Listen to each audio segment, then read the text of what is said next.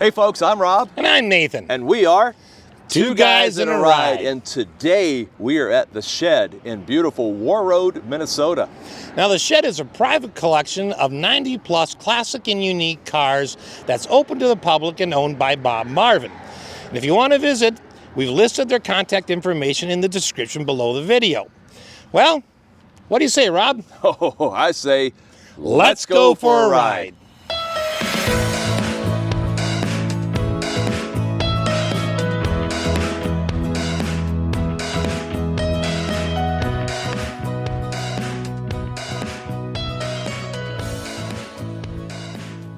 Hi folks, I'm Nathan with Two Guys in a Ride, and today we are out here with Doug from the Shed, and behind us, well, this is a 2005 Ford GT. Is a tribute version because it was made based off of the 1960s GTs that raced 40. and beat the GT40s that beat the Ferraris. Yes, at Le Mans. So, wow.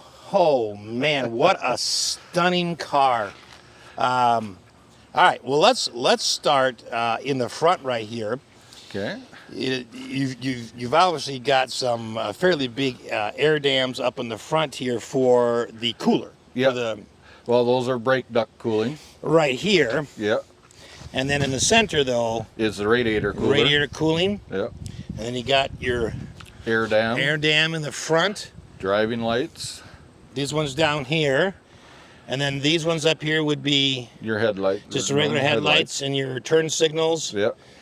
And then what was this little? That's just like a extra light. But if you notice, this was done during Ford's 100-year anniversary. Yep. So if you look at that light, 100. Oh, interesting. That's cool. All those little hidden Easter eggs there. Yeah. Now, when you come up from the front of the hood, you of course have got some exhaust area for this airflow. Yeah, airflow into the radiators. And then that would have been that just airflow like your old air intake at the base of the windshield. Okay, just put in there. Yeah. And then underneath, because you can open this part, right? Because it's a frunk. Yep.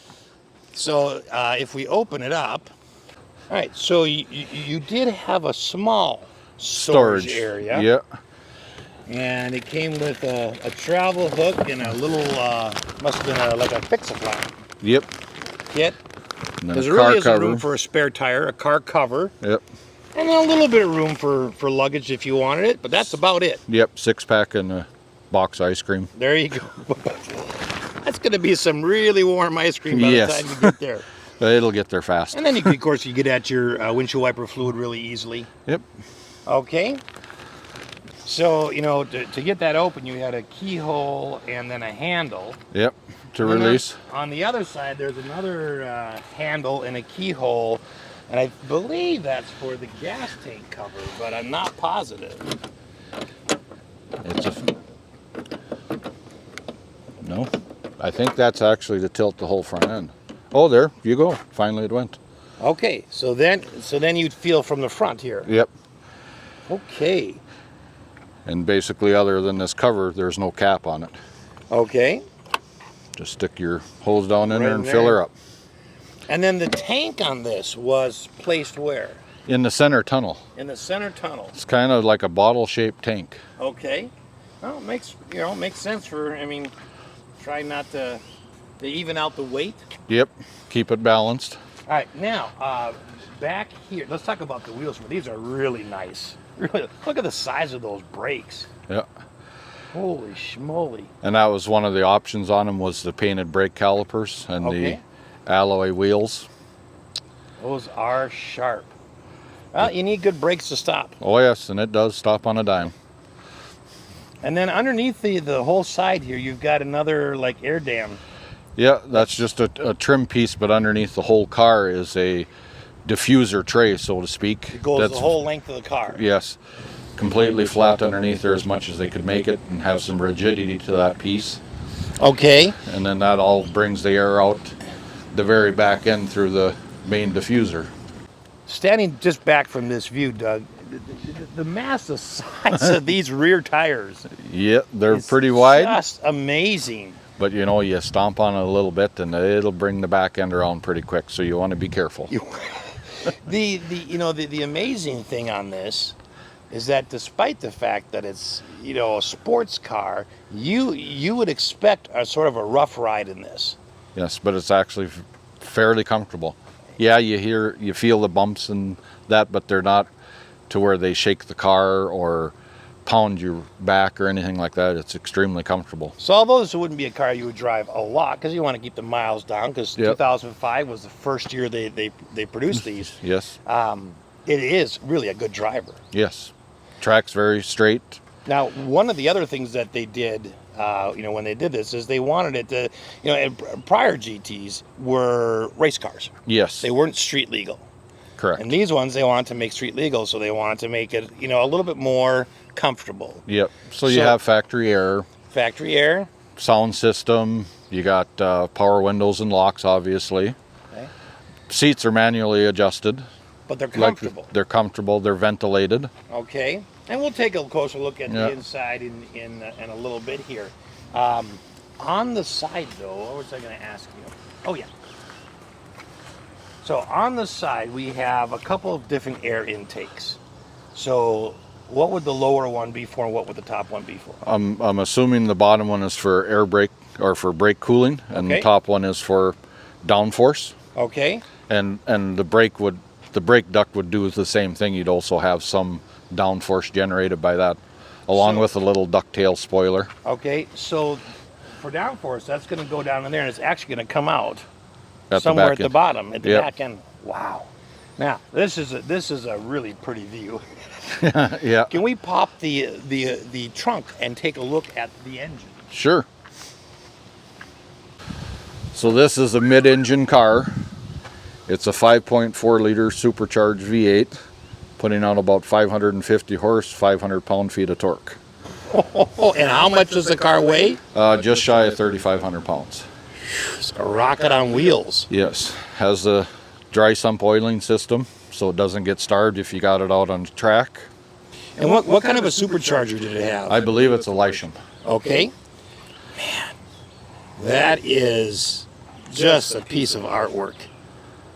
Oh, man. These are all hand-built engines signed by the mechanic that put them together. Okay. A little tag over on this side. Man, look at that. That is just incredible. So what is the silver tank in the back? That's your exhaust system. Oh, for the resonator. Oh, man. And it has a fantastic sound. I mean, it's just crazy. Yes, it is. So, with the hood back of this, you could actually get in here and do some work. Yeah, surprisingly, it's fairly open. I'm not saying it would be the easiest thing, especially with all this aluminum structure in here. No, but it's more open than I thought, because the whole back end opens up. Yeah. I mean, it's not just the glass part. It's, man, look at this structure in here. It's just crazy. So you can get an even better view of the tires here. Ooh, that's what I call a two-hand tire. Wow. So now, up above, the air dams, you've got your dual exhaust that comes out the center, which I absolutely love that look. Yep. That is just fantastic. Is it a factory exhaust? Yes, factory exhaust. I know there are some aftermarket ones out there if you wanted a little different sound, but to me, this one's really good as it is. Ford did a good job. It sounds fantastic. Are you kidding me? Now you got LED lights. Correct. In the back, and of course you got your center backup lights, and then this is all ventilation. Yeah, get rid of the heat from the engine. Yep. Along with up here, you have some more. And then of course your little scoop right back here with a little tip on the end of it right here. And then you have the spoiler. And you also have a little more ventilation up in here on the side of the glass. Right, which makes sense because that's where where the engine sits right there. Yeah, and all the heat is trapped back there. It's interesting though. You still have a defroster on the rear window. Wouldn't think you probably will run this in the winter very much. No, but they put it in. I think you'd have a hard time going anywhere in the wintertime. So the doors themselves are just an interesting you know, they're cut in. They almost look like a gull wing door, Yes. except for they don't open like a gull wing door. No. And the handle is located. There is where? no handle. It's an electric pop. Ah, and then you just pull it. Yep. Oh man, look at that! So you gotta be a little careful getting out of the car. Yes. You don't whack your head on the top piece. Yeah, the door, you'll catch your head on that corner. So when this was designed, this centerpiece was never designed to come out. No. Okay, Nope. that was always. That's part of the main structure of the car. All right, and now the seats themselves, the structure at least is carbon fiber. Yes. And then they are ventilated. Oh, they are. Yeah. Now, is that like a powered ventilation? So there's No. a fan system? It's just No. ventilated so you got some natural air moving Yep. through it. Okay, so it's got the forward and back adjustment manual, and then there is some, A rotary knob to twist to do the to get a little reclining. Okay.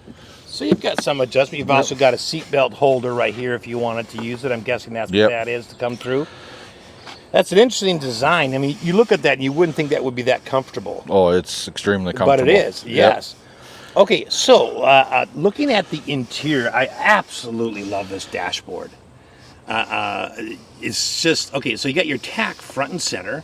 Tell us what else you have in there. Well, you have your engine temp, oil pressure, voltmeter, supercharger boost, fuel gauge, and then speedometer. Then you got some toggle switches for the rear defrost, the hazard, dimmer for the interior lights, and then your headlight switch.